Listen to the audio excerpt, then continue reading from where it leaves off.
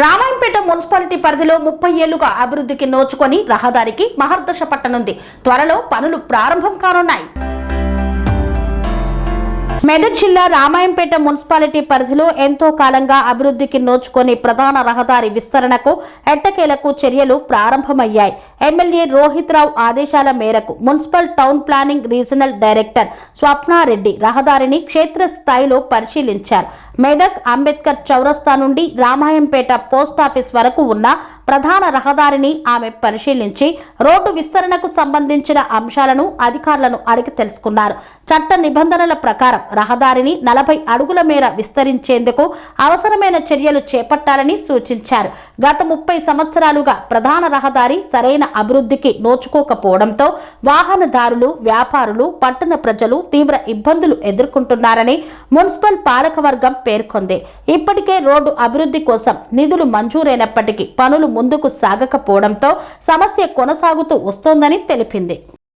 ప్రధానమైనటువంటి మార్గమైనటువంటి ఈ అంబేద్కర్ సర్కిల్ నుంచి ఇక్కడ పోస్ట్ ఆఫీస్ వరకు గౌరవ ఎమ్మెల్యే గారి సూచనల మేరకు మరియు గౌరవ చైర్పర్సన్ గారి సూచనల మేరకు ఈరోజు టౌన్ ప్లానింగ్ విభాగానికి సంబంధించినటువంటి రీజనల్ డైరెక్టర్ గారు ఈ పర్యవేక్షణకు రావడం జరిగింది.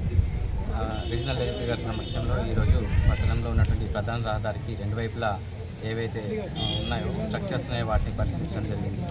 త్వరలోనే వాటికి సంబంధించి వారు మాకు అప్రూవల్ ఇవ్వాల్సిన తలను ఇవ్వడం జరుగుతుంది. మున్సిపాలిటీలో ఈరోజు రామాయంపేట మున్సిపాలిటీలో ఎన్నో రోజుల నుంచి ఎదురుచూస్తున్న సమస్యకు మా డైనమిక్ మెదక్ శాసనసభ్యులు మైనంపల్లి రోహిత్ రావు సారు మరియు తెలంగాణ టైగర్ మైనంపల్లి హనుమంతన్న గారి సమక్షంలో రామాయంపేట పట్టణ ప్రజల యొక్క ఇబ్బందులు గుర్తు చేస్తూ, ఎందుకంటే ఎలక్షన్ ముందు ఏదైతే చెప్పినామో అంచెలంచెలుగా ఒక్కొక్కటి హామీలని నెరవేరుస్తూ ఉన్నాము.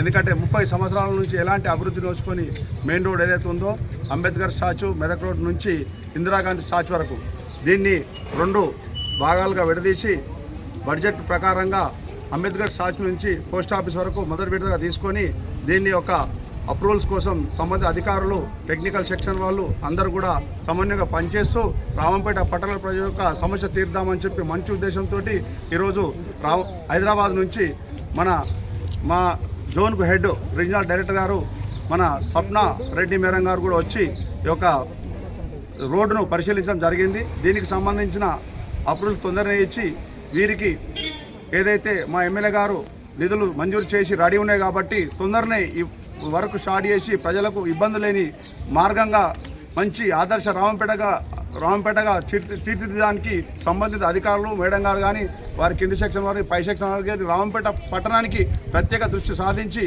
రోడ్డు సమస్య, డ్రైన్ సమస్య ఏవి ఉన్నాయో వీటికి వారి నుంచి వచ్చే అప్రూవల్ మేము మా మున్సిపల్ కౌన్సిల్ నుంచి కోరుతూ ఉన్నాము. వారు కూడా తొందరగా స్పందించి మాకు అందుబాటులో ఉండి ఈరోజు ఈ చెప్పగానే ఈ రోడ్డుకు వచ్చి పరిశీలించడానికి ప్రత్యేక ధన్యవాదాలు మేడం గారికి చెప్తా ఉన్నాను.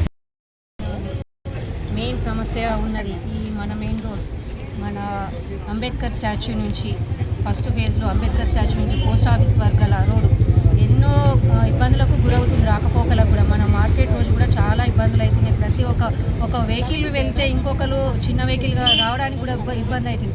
అటువంటి ఇబ్బందిని దృష్టిలో ఉంచుకొని మన మైనంపల్లి రోహిత్ రావు గారి ఆదేశాల మేరకు ఈ రోడ్కు కూడా శాంక్షన్ అయినాయి, అమౌంట్ అనేది శాంక్షన్ అయినాయి. అవి రోడ్డు నిర్మాణం కొరకు కూడా ప్రత్యేక శ్రద్ధ తీసుకొని దానికి సంబంధించిన అధికారులతో కూడా మాట్లాడి దీనికోసం ఈరోజు ఇన్స్పెక్షన్ గాడి మన ఆర్డీ స్వప్నారెడ్డి గారు మేడం కూడా వచ్చారు, ఇన్స్పెక్షన్ చేయడం జరిగింది.